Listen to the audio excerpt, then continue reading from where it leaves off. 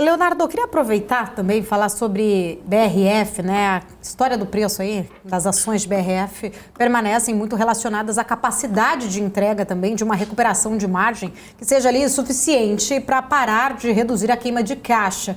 Sobre a recuperação exatamente, né, desta margem para reduzir essa queima de caixa, eu queria entender na sua visão se você acha que as margens elas podem melhorar e conseguir realmente aí fazer essa queima de caixa da companhia acontecer? Esse é até um ponto interessante, porque a palavra recuperação acho que é muito importante aqui, né? Se ela continuar na toada em que está hoje, ela continua queimando caixa e pode trazer um problema para a empresa de que ela vai ter que levantar capital novamente num patamar de preço que ainda está muito baixo, tá? A gente aposta na retomada. O quarto trimestre realmente não deve ser um trimestre muito animador. Só se a gente voltar um pouquinho mais no tempo, né? Primeiro trimestre de 2022, muito ruim. A sensação de que a empresa arrumou a casa ali, reduziu produção de um lado, reduziu o preço e produtos processados para girar um pouco mais o estoque. Ela entrou no segundo trimestre mais leve, mas também com uma produção menor. Segundo trimestre já veio com margens um pouco melhores, num catch-up ainda um pouco tímido. Terceiro trimestre, a expectativa que tivesse um catch-up mais forte, e aí frustrou o mercado, veio com margens bem piores do que a Seara, que seria o peer imediato. Quarto trimestre provavelmente não vai animar muito o mercado, tá? Foi um quarto trimestre realmente desafiador, e fica até um sinal de preocupação, porque o preço da carne de frango no Brasil segue caindo desde o final do ano passado, né? O Brasil está aumentando a produção, até para poder responder à demanda internacional, mas não está conseguindo fazer esses embarques nessa velocidade, e esse aumento de oferta acabou pressionando a carne de frango no mercado local, e isso é um ponto de preocupação. O lado de grãos, realmente, safras cheias, mas com preços ainda elevados, então tem uma certa pressão de custo, apesar de não ter preocupação em relação à oferta mesmo, mas a expectativa é que com o safrinha entrando, baixe o preço do milho aqui no Brasil também, então deveria favorecer. O que eu acho que é mais importante quando a gente olha para a BRF, né, para o setor de frango principalmente, eu acho que a dinâmica internacional. O mundo está passando por um desafio muito grande de gripe aviária, tá? Isso aconteceu em 2021, 2022, ali, Europa, Estados Unidos, todo o hemisfério norte muito impactado com gripe aviária. Normalmente isso tem um sazonal, durante o inverno lá, que tem muitas ocorrências, né? Eles têm que lidar com esse problema quase todos os anos por conta da migração das aves selvagens.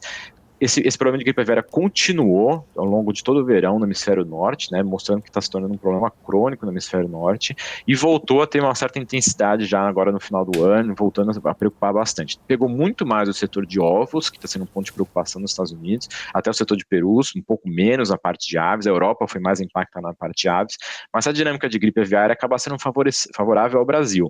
Apesar da gripe aviária estar chegando na América do Sul, já tem 5 países com gripe aviária, tem até Bolívia também já reportando gripe aviária, que já é muito mais próxima do Brasil e não tem barreira natural, né? Alguns países como Venezuela, Colômbia, Equador, tem barreira da Amazônia, por exemplo, que restringe a entrada do vírus no Brasil, ou até o Chile, por conta da cordilheira, também restringe, mas a Bolívia começa a ficar muito perto e suspeita no Paraguai. Então está chegando muito perto do Brasil, e aqui é um ponto interessante que já tem consultor falando que não é mais se vai chegar, é mais quando vai chegar e como o Brasil vai reagir a isso, né? O Brasil é um dos poucos países no mundo, se não o único neste momento, que consegue aumentar a produção, está aumentando sua produção e conseguiria atender a demanda global. Então, se o Brasil começar a ter problema de gripe aviária, é um problema realmente global, num cenário de inflação, perda de poder aquisitivo. A carne de frango costuma ganhar market share nesse cenário. Se você tiver restrições de produção por conta de gripe aviária, vai impactar o mundo todo. Mas a gripe aviária é um ponto relevante, essa pressão inflacionária e trade down no perfil de consumo também acaba sendo favorável à carne de frango. A China não é ainda hoje um grande comprador de frango, tá? Então não é tão sensível à China, muito mais ao Oriente Médio, principalmente a Arábia Saudita. E a Arábia Saudita teve uma dinâmica desafiadora com a Ucrânia. A Ucrânia é um grande fornecedor de carne de frango para a Arábia Saudita, e com todo o problema da guerra reduziu a exportação e isso trouxe mais demanda para o Brasil, mas tem muita volatilidade nesse sentido. A parte de suínos da BRF ela é menos relevante, é mais então importante para a parte de China, né? Depende mais de China. Então volta a expectativa de fim do Covid-0 na China, passa o ano novo chinês, vamos observar realmente como é que vai ser a retomada do mercado. Tudo isso pensando em questões setoriais. A empresa, ao longo desse tempo, né, ela está com um novo CEO, uma nova gestão, muito mais focada na operação, e acho que aqui é um dos pontos que a gente espera ter surpresas no curto prazo. Não esperamos que a empresa vai fazer qualquer tipo de divulgação, de guidance ou de projetos de longo prazo.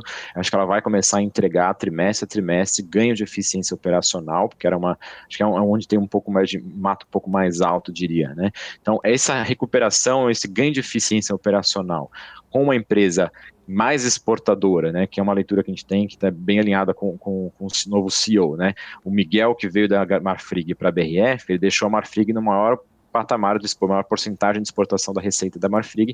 Se ele fizer a BRF também se tornar mais exportadora, pode ser um ponto muito positivo, e deixar a empresa mais ágil também, né? Inclusive, para poder capturar a oportunidade de curto prazo, eu acho que é um ponto muito relevante. Então, a gente é otimista com a capacidade da empresa de recuperação, a dúvida fica muito pela velocidade de recuperação, então, o quarto trimestre deve vir um pouco mais fraco, ou frustrar um pouco as expectativas. Primeiro trimestre desse ano deveria continuar essa recuperação, e ao longo dos próximos trimestres ela continuar nessa toada de recuperação, inclusive encontrando esses ganhos de eficiência operacional, que na prática está querendo dizer que vem mais EBITDA não desenhada, não só por questões aí setoriais, preço de grãos, preço da carne, mas por ganho de eficiência operacional também, seja embarque direto da fábrica, seja operação comercial mais eficiente, até colocando mais volume em marcas como a Sadia, que tem bastante prêmio perante as outras marcas. Então tem diversos caminhos, eventualmente, que eles conseguem capturar mais valor, é uma das nossas apostas, e isso traria mais valor, aumentaria o resultado da BRF, né, até o ponto de ela não precisar parar de queimar caixa e não precisar fazer um outro levantamento de capital, né.